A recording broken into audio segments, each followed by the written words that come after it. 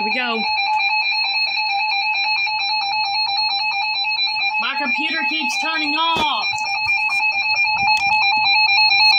The National Weather Service in Little Rock has issued a tornado warning for southeastern Van Buren County in north central Arkansas, southwestern Cleburne County in north central east central Conway County in central Arkansas, northern Faulkner County in central Arkansas until 2:45 p.m.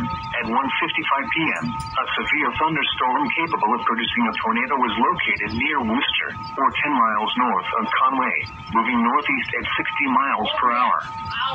Hazard, tornado. Source, radar indicated rotation. Impact, flying debris will be dangerous to those caught without shelter. Mobile homes will be damaged or destroyed. Damage to roofs, windows, and vehicles will occur. Tree damage is likely. Locations impacted include Greenbrier, Worcester, Quitman, Guy, Look at that tornado warning. Twin Groves, Fairbanks, Malvatown, Rolling Look outside. Park, Springfield, Martinville, Mount Olive, and Conway County. Enders. Oh, God.